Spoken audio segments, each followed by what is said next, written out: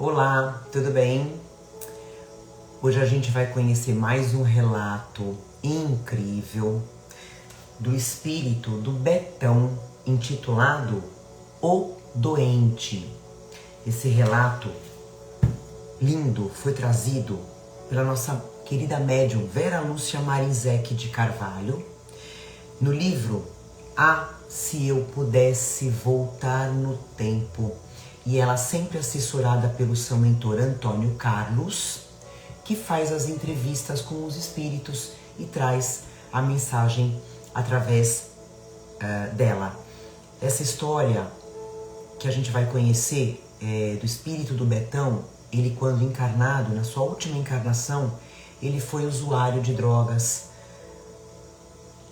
Aquela história, eu vou usar, eu consigo, eu não vou me viciar, eu consigo sair. E nós sabemos que não é bem assim.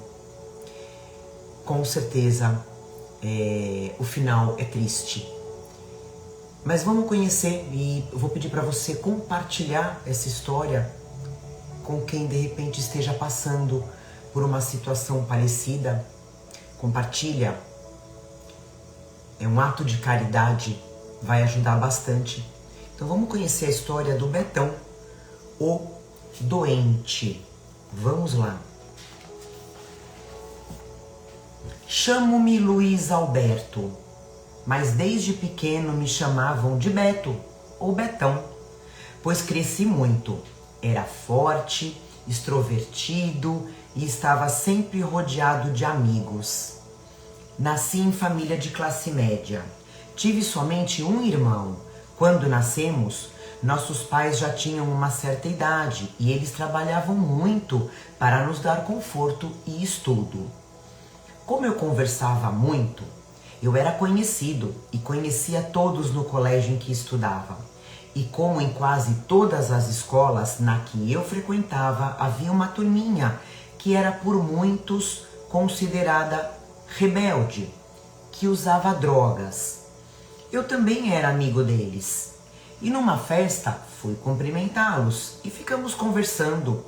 Ofereceram-me um cigarro de maconha e insistiram para que eu experimentasse. Betão, não achava que você fosse preconceituoso. Você já comeu jiló? Não. Como sabe que não gosta? Só porque lhe disseram que drogas é ruim, que vicia e etc. Nega-se a usar, a fumar um cigarrinho. Você não tem personalidade. Aceita o conceito e pronto, como fez com o jiló. Não experimenta.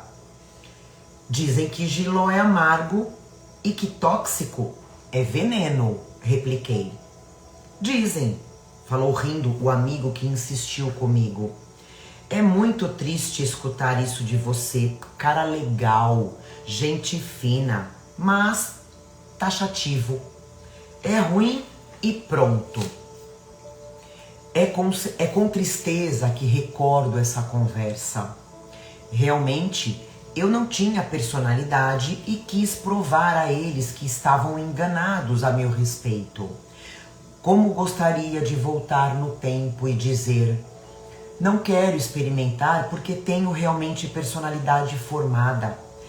Acho, ou melhor, tenho certeza de que não será bom para mim.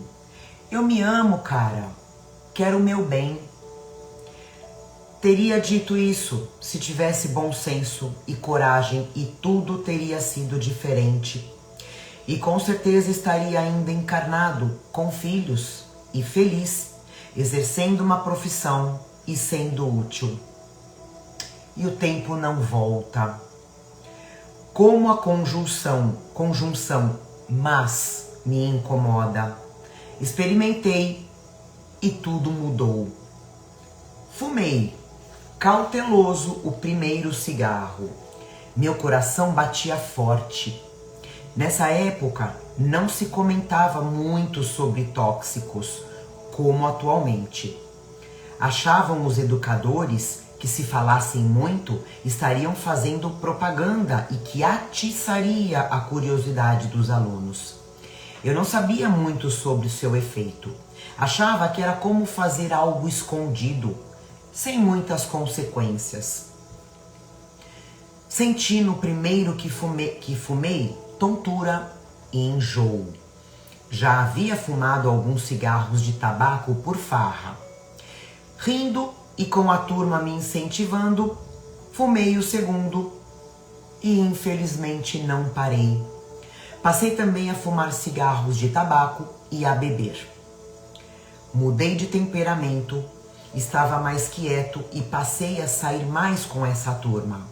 Meus amigos de infância e de adolescência sabiam da má fama desses jovens e tentaram me aconselhar. Beto, você vai se viciar e um viciado sofre. Largue disso, volte a sair conosco. Não vou me viciar, largo quando quiser. Estou fazendo uma experiência. Vocês não devem se intrometer na minha vida. Eles resolveram me ajudar.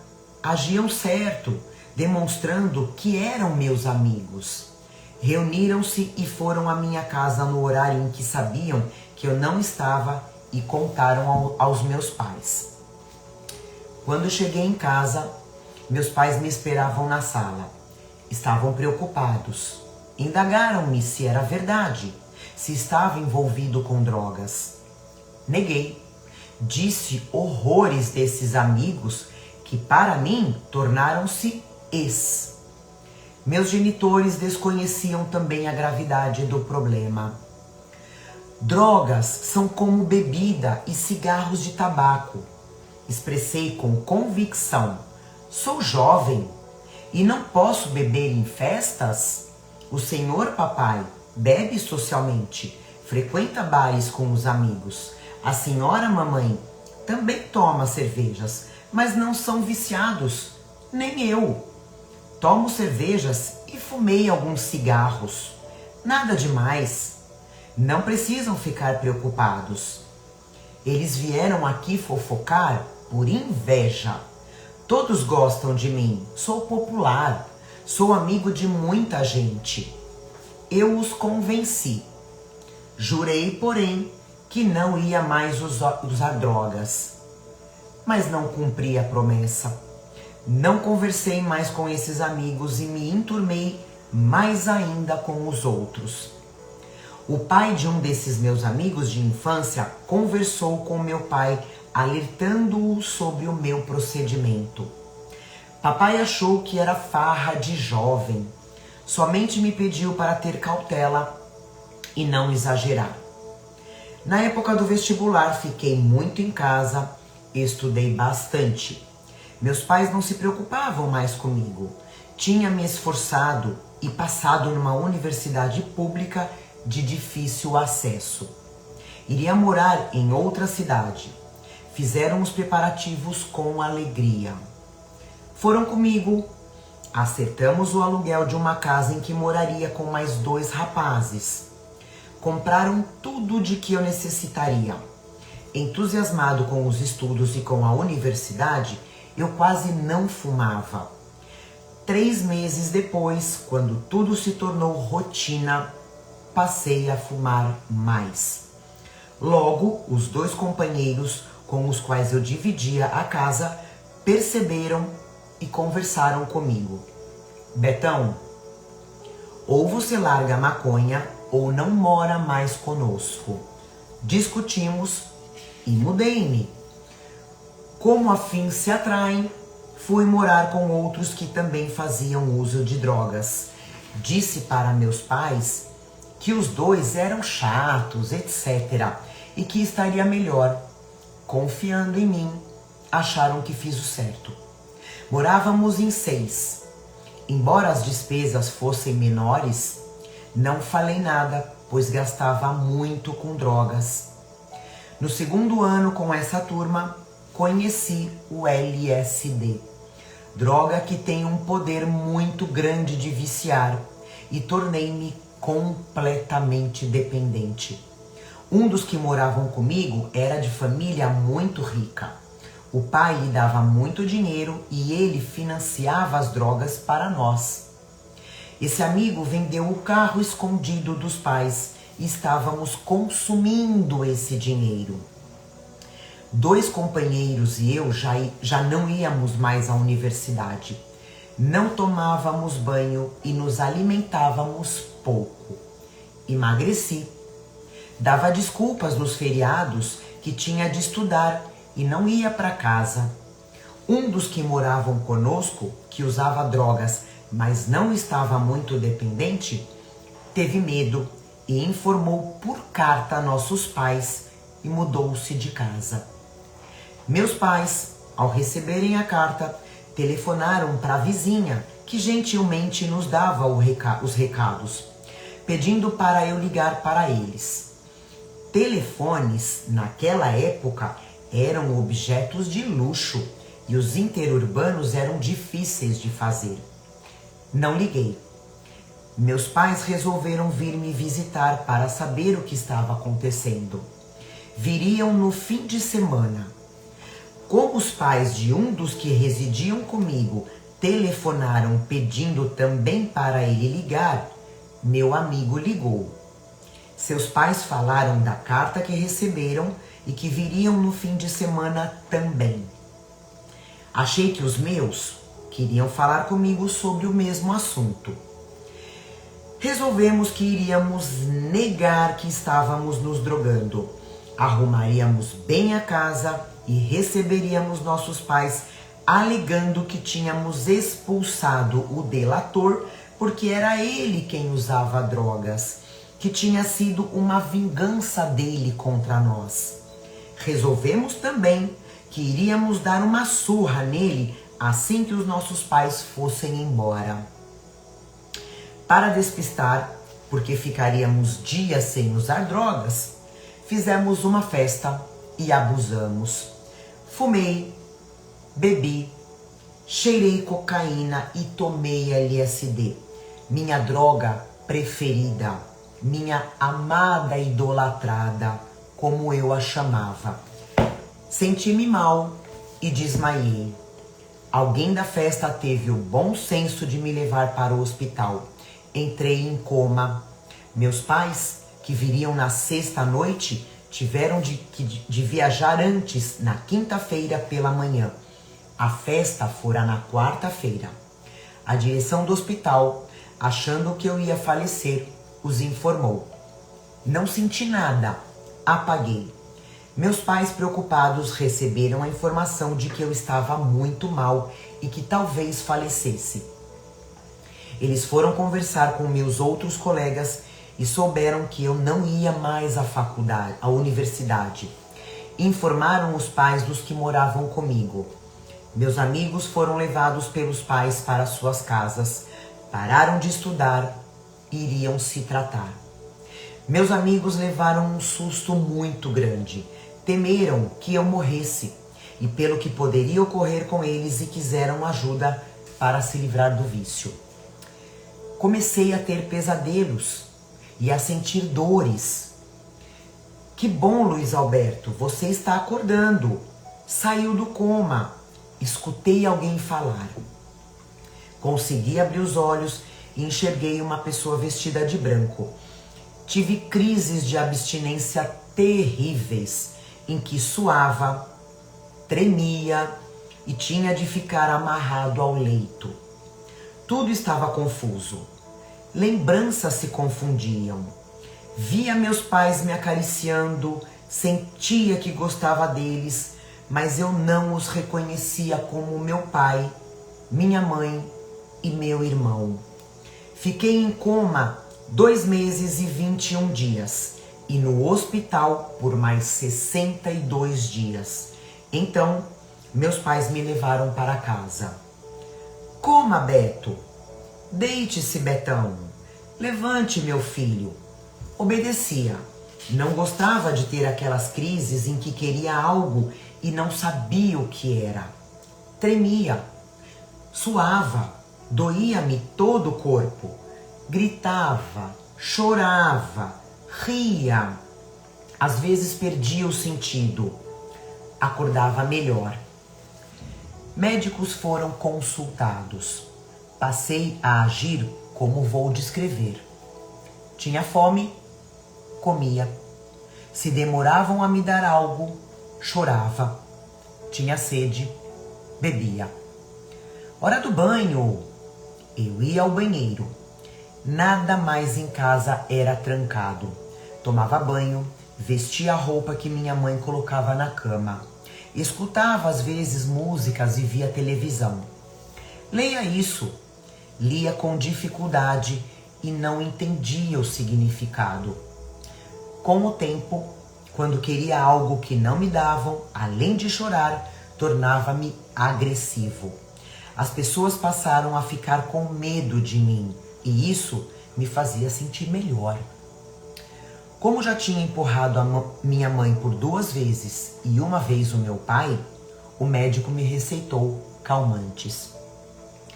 Sentia-me prostrado, quieto, falava pouco e quando o fazia era de modo desconexo. Por algumas vezes tinha vontade de me expressar, de pedir perdão e dizer que não queria que me dessem o calmante. Queria ser sadio novamente. Somente conseguia chorar. Meus pais cuidaram de mim com carinho, com atenção, não deixando que me faltasse nada. Sofria, embora não compreendendo bem, sentia dores. Uma noite, acordei com dor de dente. Chorei. Mamãe veio rápido ao meu quarto. Consegui mostrar o dente. Ela compreendeu, escovou-o e me deu um remédio para dores. No outro dia, levou-me ao dentista. Tiveram de me sedar para que o profissional pudesse tratar dos meus dentes. Anos se passaram. Meus pais já estavam idosos, aposentados e com recursos financeiros escassos. Não puderam mais ter empregada doméstica. Os 2 faziam o serviço de casa. Não se queixavam, mas estavam preocupados. Meu irmão havia casado e, mesmo tendo a sua família, nos ajudava. Se morrermos, o que será de Betão? Indagavam. Sabiam que o meu irmão não podia ficar comigo. Minha cunhada tinha medo de mim. Eu já lhe havia dado uns beliscões e empurrado-a por vezes. Ele será internado num hospital público, porque o irmão não terá condições de interná-lo numa clínica particular, concluíram. Eles, meus pais, culpavam-se. Se o tivéssemos vigiado mais, se o tivéssemos internado. Senti muita solidão. Foram poucas as visitas que recebi. Saía raramente de casa, somente para ir a médicos, ao dentista ou ao fisioterapeuta.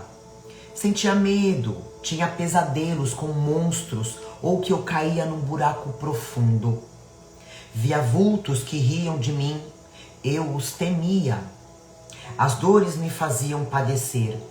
Queria entender o que acontecia e não conseguia. Sabia que eu era diferente. Comparava-me às vezes com outros sadios. Sofri muito. Porém, sei agora que se tivesse desencarnado quando eu entrei em coma, teria sofrido muito, mas muito mais. Tive câncer. Como vomitara algumas vezes, o médico, após exames, constatou um câncer no fígado. Achei muito ruim ficar no hospital. Queria voltar para casa. Foi piorando e um dia dormi e acordei em outro local, em um outro hospital. Gostei desse, embora não vendo mais os meus pais. Não me deram mais injeções e fui melhorando, como também passei a compreender o que acontecia. Tinha danificado com os tóxicos o meu cérebro físico. Quando entrei em coma, lesado de maneira irreversível, tornei-me doente. Vivi 22 anos como deficiente mental. Desencarnei. Fui desligado do corpo por espíritos socorristas que trabalhavam no hospital. Levaram-me para o plano espiritual. Aos poucos, fui me recuperando. Desligado do meu corpo físico, parei de sentir dores. A capacidade de raciocinar foi voltando e passei a sentir remorso. O que fiz, meu Deus? Indagava chorando. Tive um corpo físico sadio e eu o danifiquei. Os trabalhadores do hospital me auxiliaram com carinho. Orientado, compreendi que somente chorar não adiantava, que necessitava deixar de ser servido e passar a ser útil. E foi o trabalho a melhor terapia. Levava recados, atendia os doentes servindo-lhes água, dava-lhes alimentos, ajudava-os a se levantar, apoiava-os para que caminhassem. Voltei com o passar do tempo a ser alegre e brincalhão. Fui estudar para conhecer o plano espiritual e tornei-me enfermeiro. Nessa época, dormia muito pouco, trabalhava 16 horas por dia. Nas minhas folgas, eu ia ao teatro, lia e ficava em casa. Morava com 6 pessoas numa casinha, numa residência linda com muitas plantas. E melhor, junto dos meus pais. Eles, depois que mudei de plano, sentiram-se aliviados e aquela ânsia de viver no plano físico diminuiu. Meu pai desencarnou 5 meses depois que eu, por um infarto. E mamãe, 8 meses após meu pai, por um aneurisma cerebral. Eu queria servir na ala do hospital onde estavam abrigados em tratamentos os que encarnados foram dependentes químicos. Pedi a direção e aguardei ansioso. Luiz Alberto, você, a partir de amanhã, será um servidor da ala 7, informou o orientador do hospital. Agradeci contente, meu pedido foi atendido.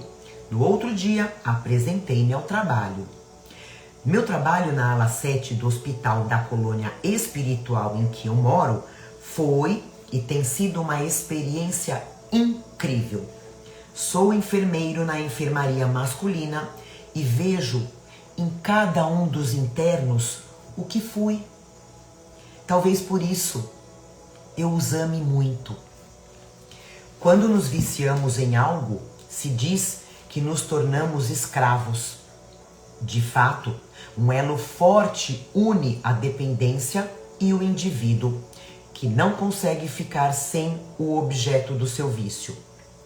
E voltar a ser independente, livre, requer esforço, vontade firme e, na maioria das vezes, a ajuda de profissionais.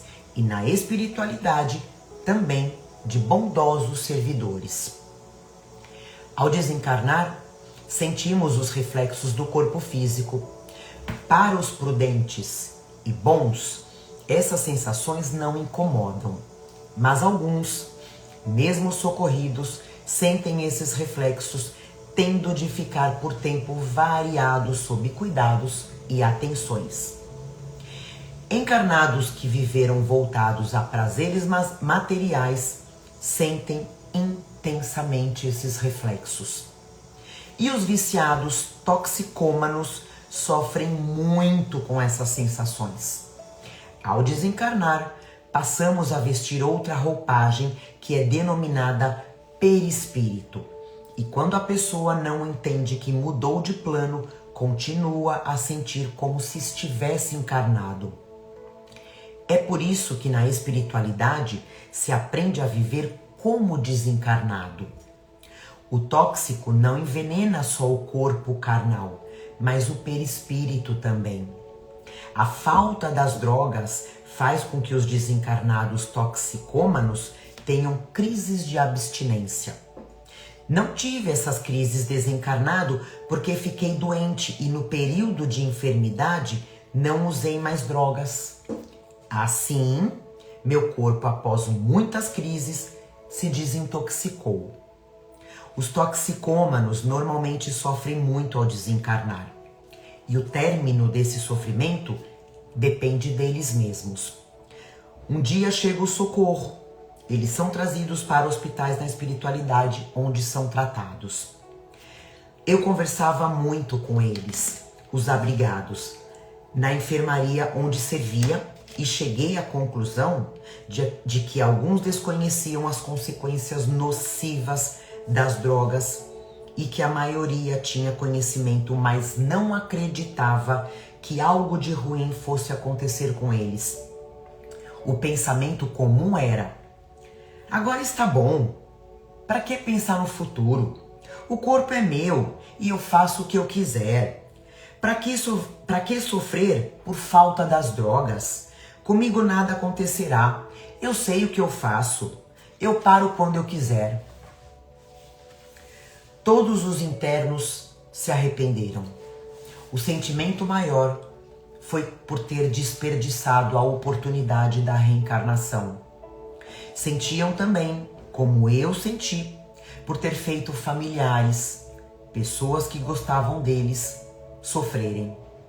As desculpas que davam não faziam mais sentido, e quando isso acontece, o remorso dói, e dói muito.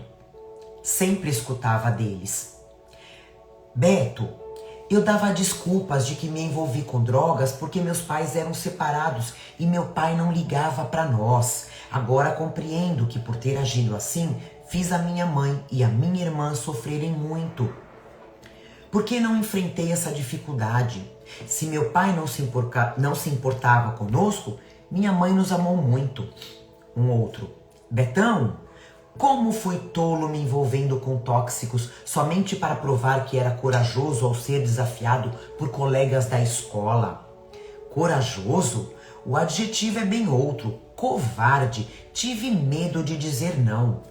Um outro: Beto, tentei desculpar o meu envolvimento porque era filho adotivo. Em vez de ser grato por me ter sido oferecido um lar onde eu fui amado, me envolvi com tóxicos e fui o maior prejudicado. Pior eram os que praticaram atos errados, como roubar, traficar ou até assassinar. Tudo pelas drogas, diziam alguns. Mas usamos por escolha, eu respondia. E os que ali estavam, que não sabiam das consequências, tinham algumas atenuantes, mas os que tinham conhecimentos sofriam mais. Por ter sentido o que eles sentiam, eu tentava consolá-los, orientá-los com muito carinho. Espelhava-me nos meus benfeitores. Beto, chamou-me o interno. Hoje é aniversário da minha mãe. Queria tanto estar com ela em casa, não como viciado, mas como um menino que fui. Queria tanto abraçá-la, beijá-la e dizer que a amo.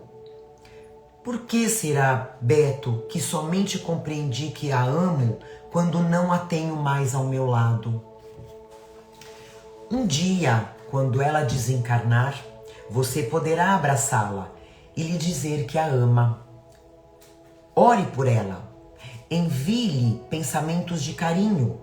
Com certeza sua mãezinha receberá como uma intuição que você está bem. E será certamente o melhor presente que ela receberá. Eu estava sempre agradecendo aos meus pais, como também já lhes tinha pedido perdão. Ah, se não fossem eles, com certeza eu teria sofrido muito mais. Gosto de abraçá-los e lhes dizer: eu os amo. Acho que Deus nos deu paz para amenizar os nossos padecimentos. Aqui está o meu relato de um jovem sadio que, pelo abuso, pelas drogas, tornou-se doente e sofreu muito. Como me arrependo por ter experimentado drogas.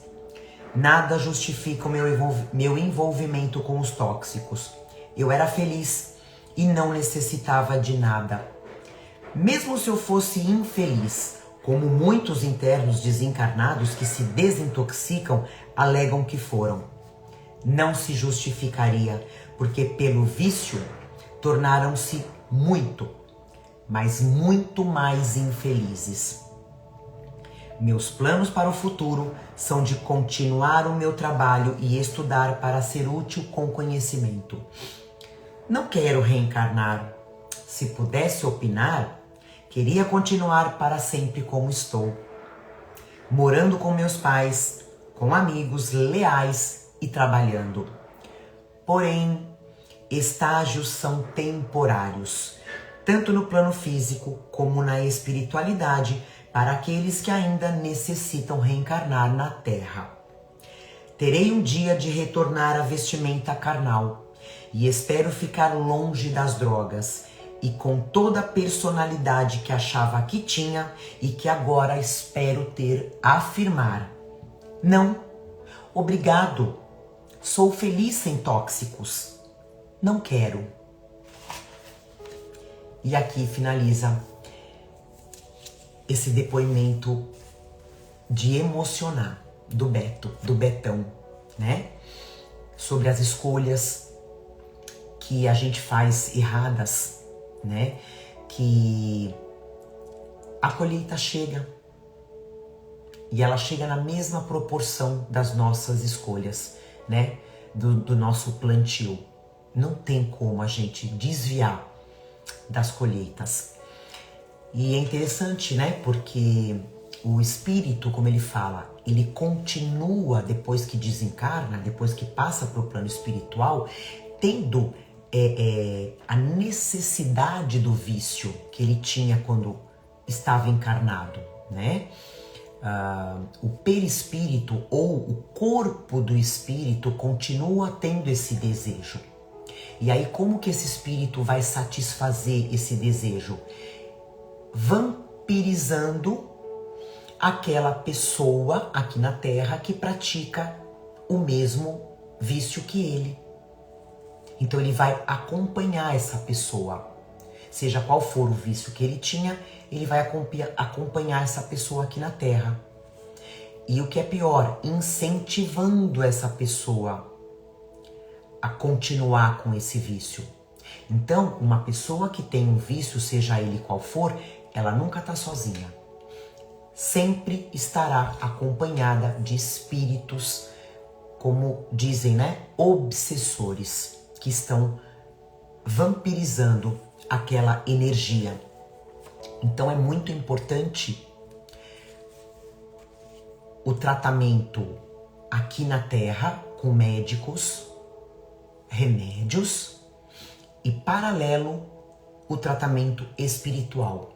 Porque com a medicina da Terra vai tratar do corpo do viciado e o tratamento espiritual vai tratar desses irmãos que acompanham essa pessoa. É de extrema importância o tratamento espiritual, acompanhando junto da medicina aqui na Terra. E a probabilidade de uma próxima reencarnação aqui na Terra, essa pessoa carregar junto no perispírito defeito que vai ser levado para o corpo físico. Então, a probabilidade dessa pessoa reencarnar com alguma deficiência, com alguma anomalia é muito grande. Não é regra, não é certeza, não. Mas a probabilidade é bem alta, né? Por exemplo, como ele fala, o Beto fala, que ele acabou afetando o cérebro físico dele ainda na mesma encarnação, usando em excesso, né, os tóxicos. Pode acontecer do espírito reencarnar tendo alguma deficiência mental por conta desse uso por conta de vícios em vidas passadas. A probabilidade ela é bem alta. Mas, de qualquer forma, a gente sabe que pela bênção da reencarnação somos trazidos a resgatar os nossos erros e a nos redimir perante Deus. Então a gente sempre vai ter chances de se recuperar. Isso é uma bênção do nosso Pai maior. Então espero que você tenha gostado desse relato. Compartilha com quem estiver passando por esse tipo de problema. Muito importante os jovens ouvirem esse relato. E a gente se vê na próxima psicografia. Até lá, um grande abraço.